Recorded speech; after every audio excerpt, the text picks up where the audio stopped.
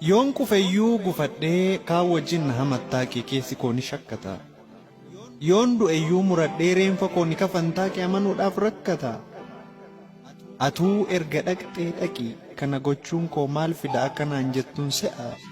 Walirraa maqa keenya walirraa baqa keenyaan qalbii yaaddoo na ce'a. Ani jiraattan si dhabee ati du'een na dhabdaa koo. Kan si maganiin hin finne kan kadhaan hin deebifne du'een dachee irraa darbaa koo. Yoo yaadu na dhiphadha lubbuun jiraaf du'aadha.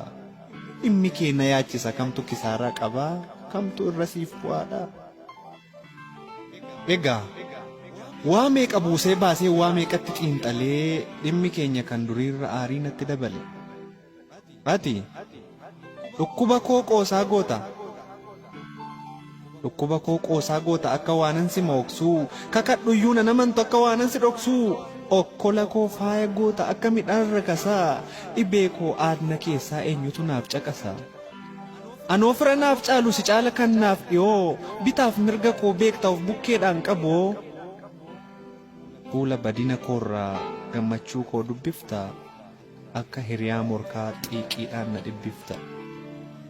Isa naamilee kee eeguuf muka meeqatti of diru tapha daa'imaa goota na hubachuun hin jiru.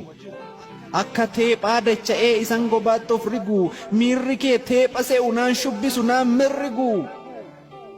Imimmaaniin of dhiqee isan wayyaan of haqooqu waan humni koo hin dandeenyeen kirkiree isan of mooqu isan si gammachiisuuf jirma meeqa harkisu hojii dhabaa na goota kun qalbii keen harkisu.